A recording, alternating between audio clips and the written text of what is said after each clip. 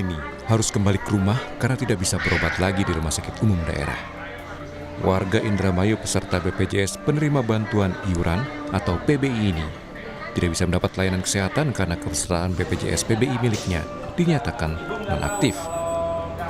Maini pun akhirnya hanya bisa menunggu BPJS PBI miliknya diaktifkan kembali agar bisa berobat gratis lagi. Pak sekarang mau berobat, sebulan sekali berobatnya, nggak aktif Pak. Rumah kebanjiran ini Pak. Jadi tadi kaget nggak dengan si nonaktifnya itu ya? Nggak aktif deh tadi tuh, iya pasti iya di bulan depan. Ya mau diaktifkan Pak, iya. Hal serupa dialami Ajat. Pedagang es keliling asal Lebak, Banten ini menderita gagal ginjal kronis. Sudah 11 tahun, Ajat harus melakukan cuci darah 2 kali seminggu. Status kepesertaan BPJS PBI-nya dinyatakan nonaktif saat dirinya sedang menjalani cuci darah di rumah sakit. Ke dinas sosial, istri ditolak katanya, ini karena desilnya desil 6 gitu. Katanya, nggak tahu juga, katanya saya udah tergolong orang menengah ke atas gitu kalau udah desil 6. Gitu. Jadi katanya kalau mau aktif lagi harus keadaannya lagi dirawat katanya gitu. Bisa BPJS yang PBI itu bisa seperti biasa lagi gitu. Soalnya kalau saya harus bayar mandiri, kata saya buat sehari-hari aja kadang-kadang susah gitu. Sementara itu di Bekasi, Jawa Barat, Dinas Sosial menyebut ada 113.800 peserta BPJS Kesehatan penerima bantuan iuran yang merupakan fakir miskin dan warga tidak mampu yang dinonaktifkan pemerintah. Akibat penonaktifan ini, Dinsos pun ramai didatangi warga yang melakukan pengaktifan kepesertaan kembali. Dinsos mengungkap baru mengaktifkan kembali sebanyak 475 kepesertaan. Mayoritas warga yang sudah datang untuk melakukan pengaktifan kembali adalah mereka yang tengah dalam tahap pengobatan mendesak sehingga membutuhkan pelayanan kesehatan. Untuk bisa mengaktifkan kepesertaan kembali, warga disarankan membawa KTP, kartu keluarga, dan surat rujukan pengobatan dari rumah sakit. Dinsos menegaskan pihaknya akan terus melayani warga untuk pengaktifan kembali kepesertaan setiap harinya. Ada sebanyak 475 usulan yang sudah diaktifasi oleh Kementerian Sosial dan BPJS. Untuk di Kota Bekasi kita tentunya yang saat ini kita melakukan adalah dengan masyarakat itu membawa KTP, kartu keluarga, dan tentunya ada catatan rujukan surat dari puskesmas atau dari rumah sakit yang menyatakan bahwa yang bersangkutan atau keluarga yang bersangkutan ini membutuhkan pelayanan kesehatan yang mendesak dalam hal ini atau kronis. Menteri Sosial Saifullah Yusuf memastikan lebih dari 106.000 peserta penerima bantuan iuran Jaminan Kesehatan Nasional yang sempat dinonaktifkan kini sudah otomatis diaktifkan kembali. Reaktivasi difokuskan terhadap mereka yang mengidap penyakit kronis yang membutuhkan pengobatan. Sementara status BPJS PBI di luar penyakit kronis harus diaktifkan mandiri melalui Dinas Sosial. Untuk yang 106 ini nggak perlu reaktivasi. Yang 106.000 ini tidak perlu reaktivasi. Ini otomatis sudah direaktivasi selama 3 bulan ke depan. Nggak aktif, ya harus ada inisiatif untuk mereaktivasi. Tapi kalau yang 106.000 ini otomatis karena tadi dia memiliki penyakit katastrofik.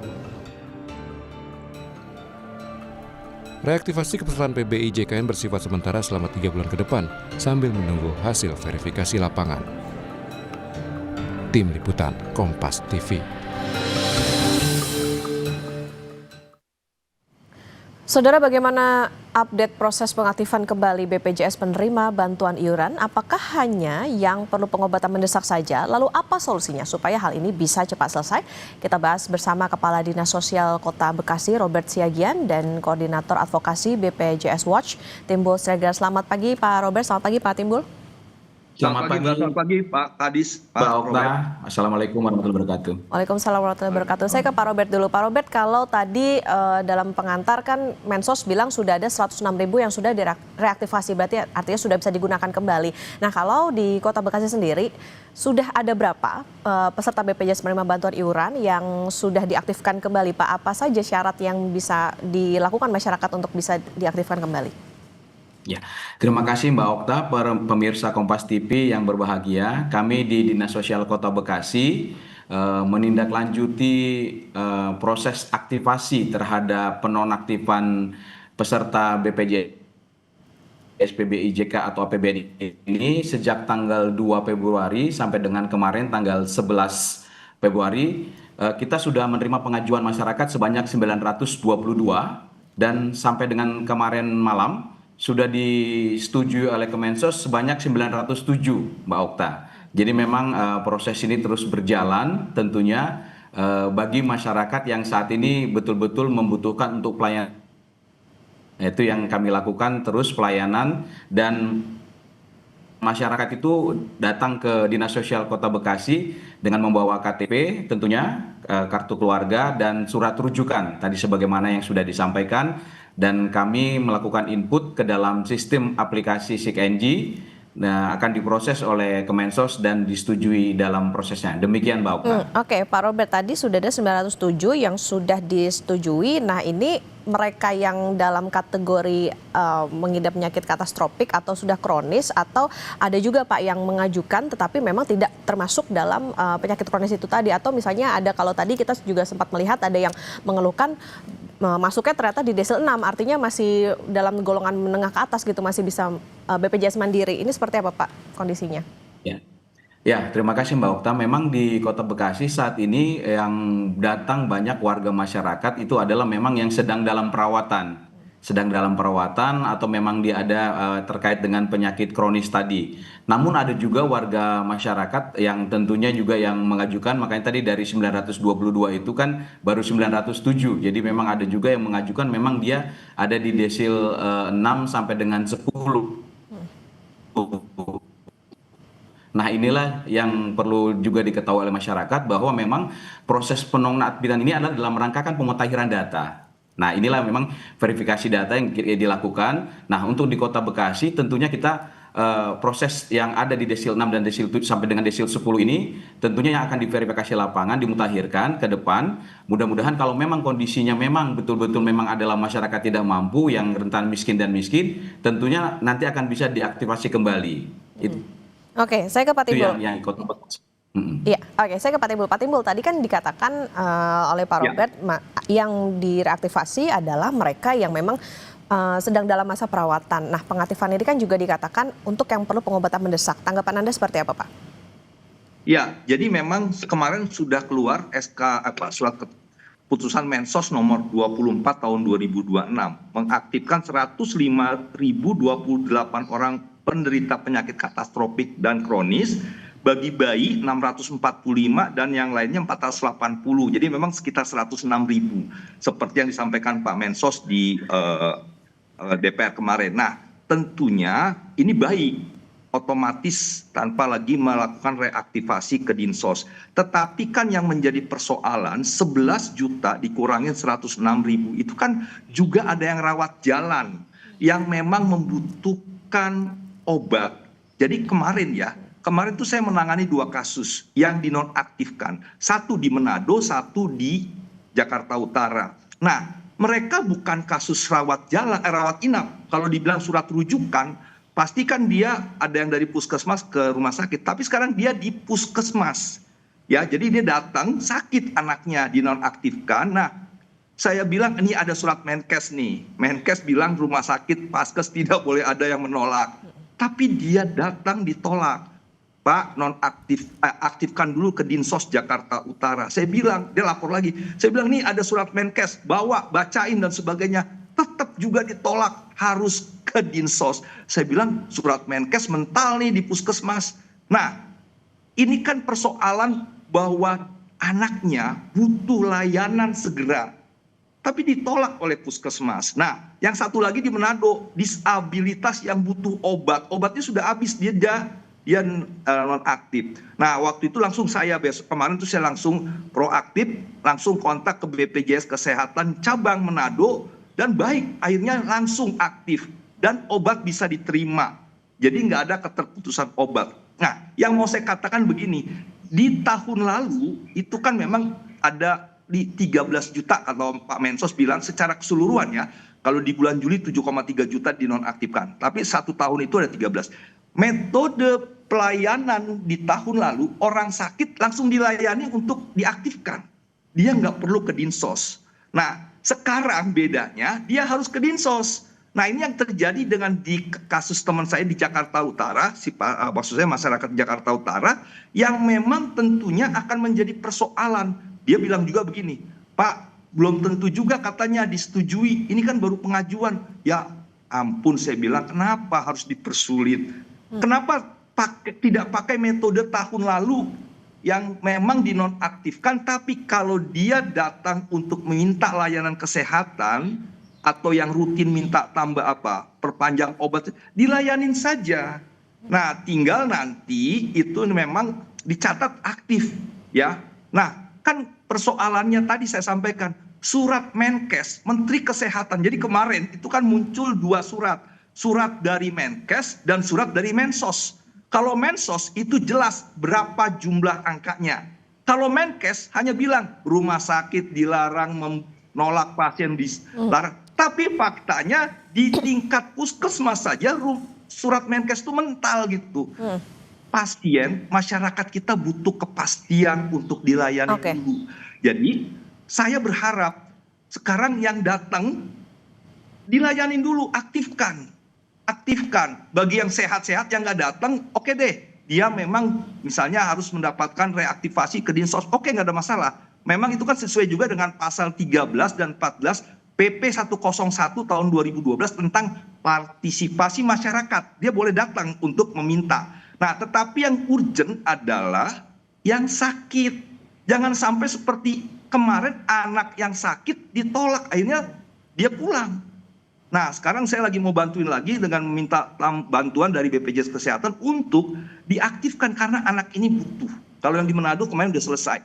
Nah, jadi kembali yang penting adalah jangan sampai masyarakat terkendala mendapat layanan kesehatan hanya gara-gara nonaktif. Dan menurut saya Menkes tolong lebih operasional lah. Tidak akan bisa mengatakan paskes rumah sakit harus menerima kalaupun dia nonaktif. Mohon maaf ya, perjanjian kerjasama antara BPJS dengan Vaskes, rumah sakit atau puskesmas atau klinik, itu mensyaratkan keaktifan peserta dulu. Kalau nggak aktif, nggak akan dibayar. Karena apa? Ya nggak aktif. Pertama, rumah sakit harus kita juga perhatikan bahwa mereka juga sekarang masih punya problem. Masih banyak dispute claim, pending claim, yang memang ini pun kalau dia nggak aktif dilayanin, mungkin pending claim dan dispute claim akan semakin banyak. Kita juga harus mengerti rumah sakit, mengerti Vaskes tingkat 1, supaya ada kepastian hukum aja.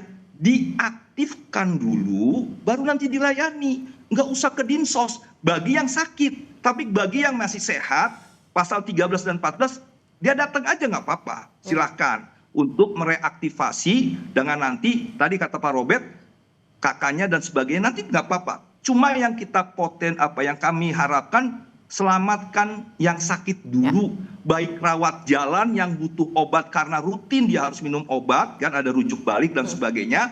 Dia kan nggak perlu surat rujukan lagi ya. Maupun yang memang harus ke Vaskes tingkat lanjut karena ada rujukan dan sebagainya. Nah, ini maksimalkan dulu pelayanan untuk yang sedang sakit. Kira-kira gitu, Mbak. Oke, Pak Timbul, kami tangkapnya begini, berarti ada administrasi yang berbelit. Kalau kemarin dalam rapat di DPR juga yang jadi sorotan adalah soal sosialisasinya gimana nih gitu. Karena masyarakat juga kaget, terutama mereka yang tadi kalau dikatakan oleh Pak Robert soal mereka yang dalam masa perawatan tiba-tiba PBI-nya tidak aktif. Nah, kalau dari Pemkot Bekasi, Pak Robert, informasi yang diterima sebelumnya soal penonaktifan BPJS PBI ini seperti apa, komunikasi, sosialisasi harus dilakukan seperti apa, Pak? Apakah ada jeda waktu untuk bisa memberitahu bagi pemegang PBI ini gitu bahwa mereka akan dinonaktifkan dalam rangka itu tadi untuk relokasi data dari Kemensos?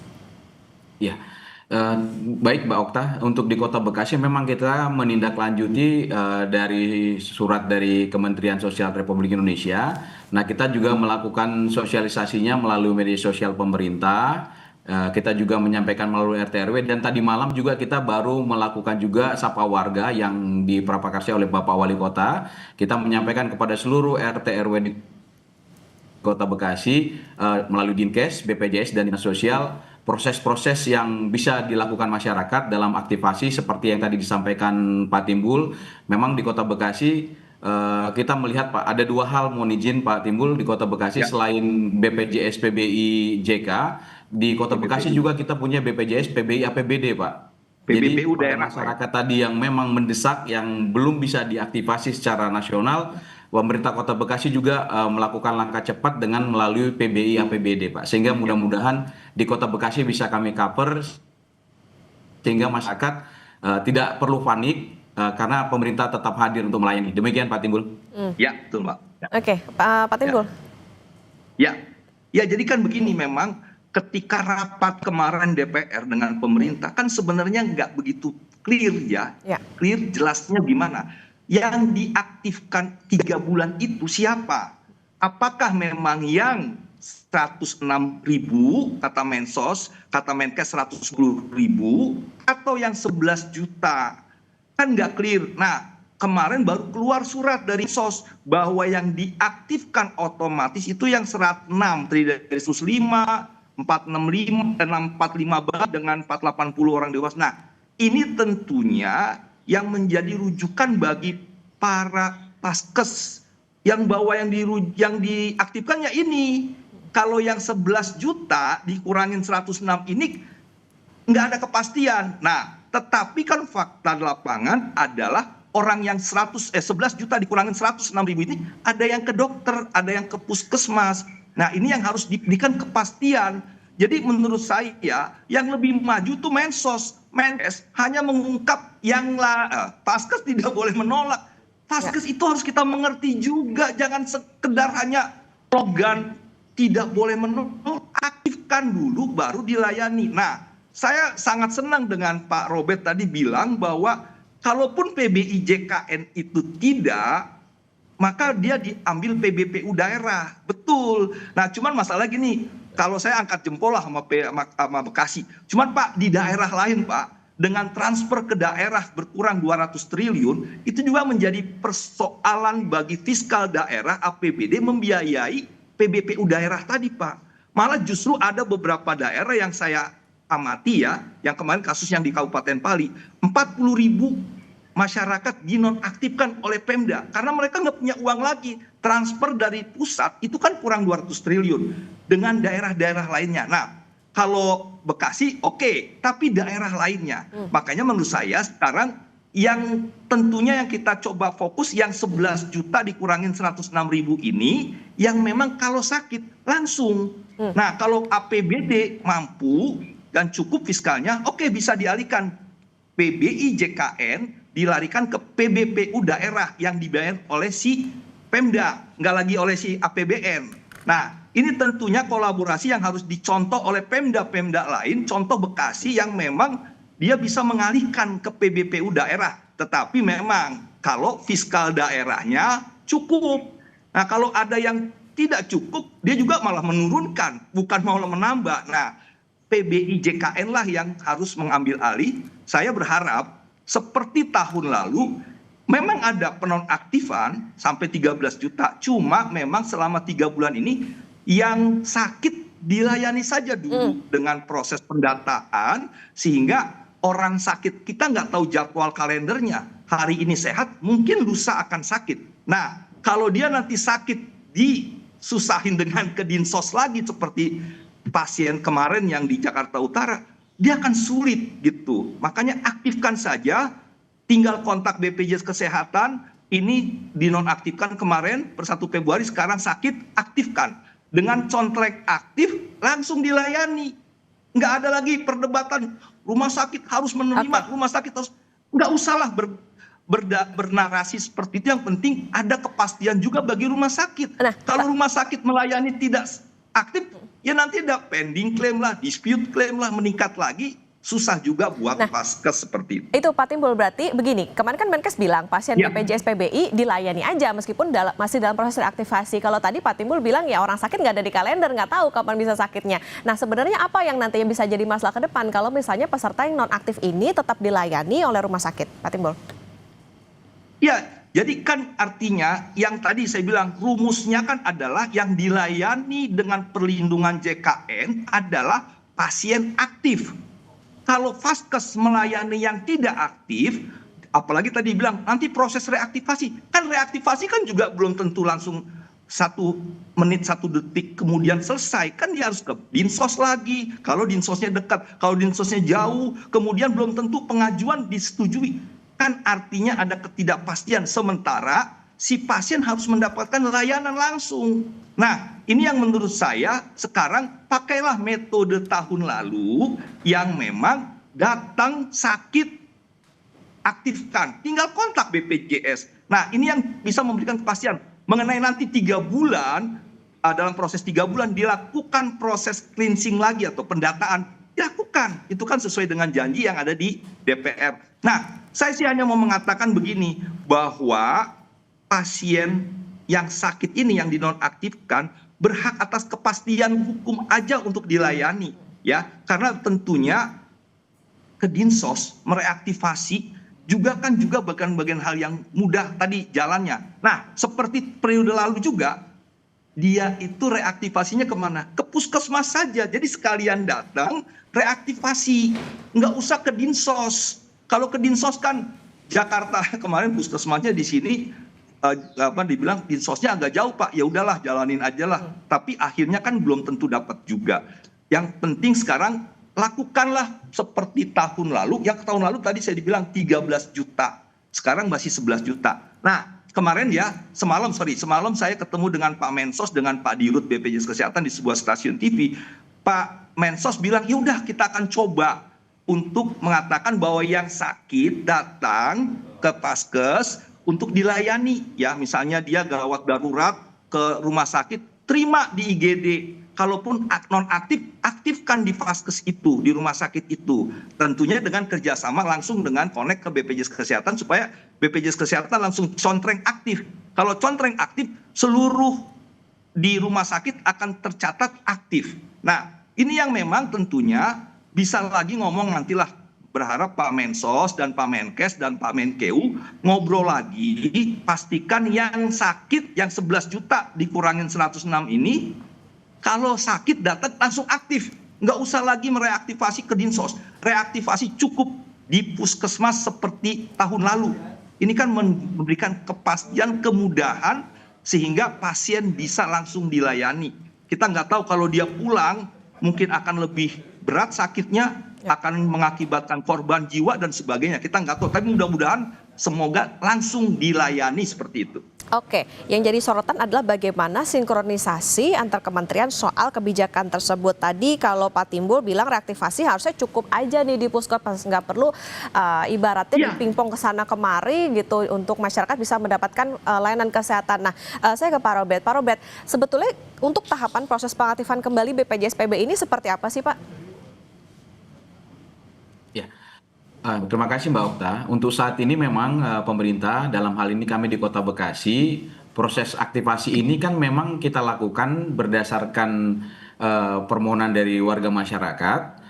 Kami menerima berkasnya, kami input kembali ke aplikasi SIKNG Kemensos. Jadi memang yang ini saat ini dilakukan seperti itu, nanti di approval oleh Kemensos. Ya, jadi ya mudah-mudahan tadi apabila ada kemudahan ya mudah-mudahan ini bisa membantu, tapi saat ini proses yang dilakukan adalah antara Dinas Sosial Kota Bekasi atau Dinas Sosial seluruh Indonesia berkoordinasi melalui aplikasi SIKNG yang dikelola oleh Kementerian Sosial. Nah, ini yang bisa melakukan proses aktivasi tadi Mbak Okta, demikian.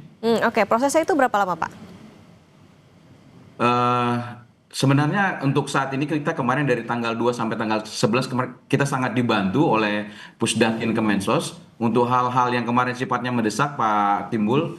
Hari itu kita lakukan juga siangnya sudah aktif. Ya, itu memang kita mendapatkan kemudahan prosesnya, tapi paling lambat memang 1 hari, Mbak. Jadi besoknya sudah aktif, jadi paling lambat. Tapi untuk hal-hal mendesak yang kita informasikan melalui Pusdatin, itu dalam waktu sangat singkat, itu siang itu juga sudah aktif. Tapi yang karena jumlahnya per hari itu kita cukup banyak juga, bisa 100-an itu, paling nggak seperti pelayanan kemarin sore, pagi sudah aktif. Itu yang kami alami di Bekasi, Mbak. Oke, tentunya bagaimana administrasi ini bisa berjalan dengan lancar. Pak Timbul, di luar kisru BPJS PBI nonaktif, menurut Anda apa sih Pak sebetulnya yang perlu dievaluasi dari pelayanan terhadap pasien BPJS? Ya, jadi memang diawali dengan status kepesertaan. Ya, kalau dia aktif dia langsung dilayani. Nah, apakah hanya itu saja? Tidak juga. Masih ada persoalan tentang pelayanan. Yang tadi ada kasus-kasus yang pagi hari datang ke IGD ditolak atau belum gawat darurat, padahal tuh orang sudah nggak kuat gitu ya, karena harus 40 derajat demamnya dan sebagainya, trombositnya harus di bawah 100.000 dan sebagainya. Nah, ini kan persoalan pelayanan. Ada juga yang dipulangkan belum layak pulang, ada juga yang disuruh beli obat sendiri padahal obat jadi bagian yang ditanggung di Inasi Bijis. Bagaimana juga dengan alat kesehatan, masih banyak yang memang perlu diperbaiki. Tetapi memang sekarang kan kita fokus di hulunya, di peserta. Kalau pesertanya nonaktif ya nggak akan mungkin dapat layanan ke depannya. Jadi saya sih hanya berharap begini, Pak Robert juga, bahwa tentunya yang kita harapkan adalah pelayanan yang langsung, yang memang tanpa harus melakukan proses administrasi. Tapi yang sehat silakan dia memprosesnya dengan ke Dinsos atau kemana dan sebagainya, tapi yang sakit. Nah, kemudian juga kan ini misalnya 106.000 ya yang diaktifkan, itu kan orang. Padahal kan kalau satu kakak itu kalau dia aktif, masa satu orang yang lainnya nggak aktif? Ini kan berarti bukan berbasis pada kakak ya. Nah, saya sih berharap sebenarnya orang ini aktif, harusnya satu kakak aktif ya. Nah, yang berikutnya juga kan terkait dengan persoalan kemudahan-kemudahan yang juga harus diberikan untuk memastikan orang ini dijelaskan. Jadi gini, kalau tadi tukang jualan itu dibilang 6, kalau dia masih statusnya 6 ke Dinsos, dia akan berdebat. Maksud saya, dia harus dijelaskan, lebih dipastikan dilayanin dulu ya, dan tidak ditolak. Nah, kemudian dalam 3 bulan yang 6 ini diklarifikasi, ya itulah tugasnya Kemensos. Jadi maksud saya gini, jangan sampai seperti kemarin ya, kasus yang anak ini, dia datang, dibilang ini baru pengajuan Pak, sampai sekarang belum di ACC. Nah, mungkin disebut orang ini 6, tapi kan 6 desil 6 ini kan mereka juga nggak ngerti kenapa desil 6. Rumah saya sudah disurvei atau belum? Perdebatan lagi yang memang tadi ada 922 yang sudah mengajukan, 907 yang di ACC. Berarti kan ada 15. Nah, 15 ini kan mungkin dia desil 6. Apakah memang sudah disurvei kembali untuk mengatakan 15 Anda nggak berhak karena kami sudah survei. Tapi mereka butuh layanan kan misalnya. Nah, jadi kembali persoalannya, berikan dulu pelayanan kesehatan, baru nanti didiskusikan. Yang desil 6 betul apakah masih desil 6, apakah memang salah pendataan sehingga dia harusnya desil 5, dan sebagainya. Ini kan yang tadi, tujuan hukum harus memberikan 1 keadilan, 2 pemanfaatan, dan 3 kepastian hukum. Rakyat Indonesia punya kepastian hukum amanat konstitusi. Pasal 28 ayat 1, pasal 28 ayat 3, pasal 34 ayat 3, ayat 1, pasal 34 ayat 3, Undang-Undang Dasar 45. Nah, kedepankan kepastian hukum untuk mendapatkan manfaat, untuk memberikan keadilan. Kalau mereka disuruh jadi pasien umum, susah. Seperti itu. Oke, tentunya kita harapkan bagaimana kisru BPJS PBI ini segera selesai teratasi dengan pendataan yang harapannya bisa rapi, tepat sasaran, dan juga bisa membantu masyarakat yang membutuhkan layanan kesehatan, terutama bagi mereka yang prasejahtera. Terima kasih Kadinsos Kota Bekasi, Pak Robert Siagian, dan juga Koordinator Advokasi BPJS Watch, Pak Timbul Siregar, sudah bersama di Sapa Indonesia Pagi. Saat salam Bapak-Bapak. Assalamualaikum.